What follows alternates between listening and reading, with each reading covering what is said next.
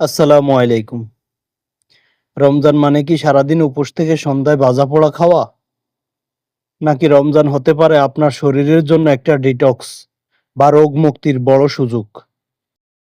অনেকে ভাবেন diabetes, gastric বা মাইগ্রেন থাকলে রোজা রাখা সম্ভব নয়। কিন্তু আপনি কি জানেন সঠিক খাবার নির্বাচন করলে এই রমজানে আপনার পুরনো রোগগুলোও নিয়ন্ত্রণে আনা সম্ভব? আজ আমরা ইসলামের নির্দেশনা ও আধুনিক চিকিৎসা বিজ্ঞানের আলোকে জানব সেহরি থেকে ইফতার পর্যন্ত কি খেলে আপনি অফুরন্ত শক্তি এবং কোন খাবারে মিলবে রোগের মুক্তি। ভিডিওটা শেষ পর্যন্ত দেখুন, কারণ আজ আমরা রমজানের ডায়েট নিয়ে আলোচনা করব। আপনার সব ভুল ধারণা ভেঙে যাবে ইনশাল্লাহ। শুরুতে জেনে নি ইসলামের দৃষ্টিভঙ্গি এবং আল্লাহ তাআলা পবিত্র কোরআনে বলেছেন, তোমরা খাও, পান করো, কিন্তু অপচয় করো না। রোজা রাখা আমাদের উপর ফরজ, তবে ইসলাম কখনো কারো উপর সাধ্যের অতিরিক্ত বোঝা চাপিয়ে দেয় না। যারা তীব্র কিডনি সমস্যা বা অনিয়ন্ত্রিত ডায়াবেটিস বা গুরুতর অসুস্থ, তাদের জন্য আল্লাহ তাআলা শিথিলতা দিয়েছেন। তবে যাদের সমস্যা সামান্য, তারা সঠিক খাদ্যাভ্যাসের মাধ্যমে খুব সহজে রোজা রাখতে পারেন। রাসূলুল্লাহ সাল্লাল্লাহু আলাইহি সাল্লাম বলেছেন, সেহরি খাও, এতে বরকত রয়েছে। এই বরকত শুধু সোয়াবের নয়, বরং আপনার শারীরিক সুস্থতারও বরকত। সেহরি হচ্ছে সারাদিনের জ্বালানি। এখানে ভুল করলে সারাদিনের ক্লান্তি আর মাথা ব্যথা পিছু ছাড়বে না। তাই এর জন্য কিছু সাধারণ খাদ্যর তালিকা নিচে দেওয়া হলো। লাল আটার রুটি সাধারণত ভাতের চেয়ে একটু বেশি কার্যকর, কারণ এতে থাকা ফাইবার ধীরে ধীরে চিনি ছাড়ে, ফলে সারাদিন আপনার ক্ষুধা কম লাগবে এবং ব্লাড সুগারের স্থিতিশীলতা থাকবে। অথবা একটি রুটি এবং কিছু পরিমাণ ভাত খেতে পারেন, যেহেতু বাংলাদেশিদের রুটি থেকে ভাত বেশি পছন্দ করে। ডিম প্রোটিনের রাজা। এটি পেশি ক্ষয় রোধ করে এবং দীর্ঘক্ষণ পেট ভরা রাখার অনুভূতি দেয়। তাই সেহরিতে একটি ডিম খেতে পারেন, সাথে সাথে একটি শসা, একটি কলা খেতে পারেন। শসা আপনাকে হাইড্রেট রাখে আর কলার পটাশিয়াম আপনার হৃদযন্ত্র ভালো রাখে। তার পাশাপাশি একটি টক দই অথবা একটি মিষ্টি দই খেতে পারেন। এটি আপনার হজম প্রক্রিয়া সহজ করে এবং গ্যাস্ট্রিকের জ্বালা পোড়া থেকে বাঁচায়।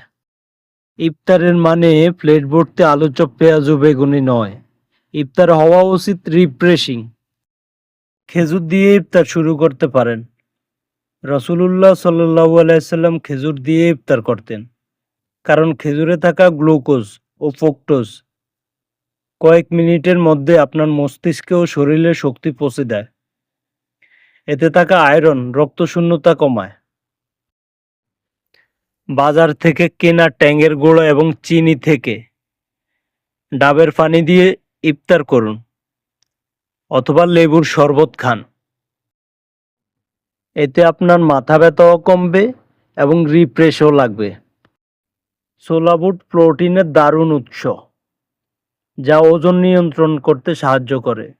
তবে চেষ্টা করবেন কম তেলে রান্না করার জন্য। এর সাথে পেঁপে ও আপেল যোগ করতে পারেন। পেঁপে আপনার লিভার ও হজমের খুবই উপকারী।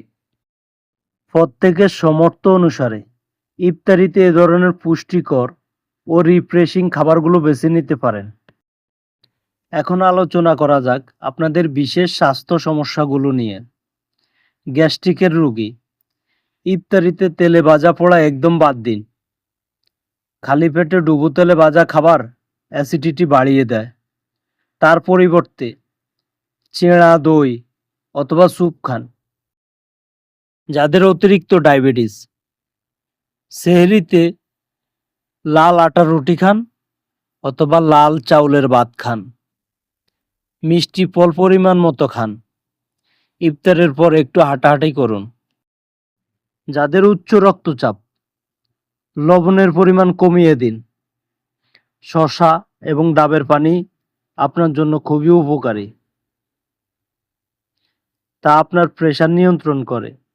যাদের কিডনিতে সমস্যা, ইফতারের থেকে সেহরি পর্যন্ত ৮ থেকে ১০ গ্লাস পানি পান করুন, তবে অল্প অল্প করে, একবারে পান করবেন না।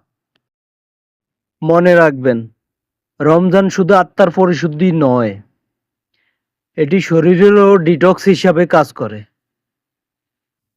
তাই পরিমাণ মতো খান, সুস্থ থাকুন এবং মন দিয়ে ইবাদত করুন। আপনার কি বিশেষ কোনো শারীরিক সমস্যা আছে যা নিয়ে আপনি চিন্তিত? কমেন্টে আমাদের জানান। আমরা চেষ্টা করব বিশেষজ্ঞদের পরামর্শ নিয়ে আপনাকে উত্তর দিতে। ভিডিওটা আপনার প্রিয়জনের সাথে শেয়ার করুন। আল্লাহ আমাদের সবাইকে সুস্থ শরীরে কবুলযোগ্য রোজা রাখার তৌফিক দান করুক। আমিন।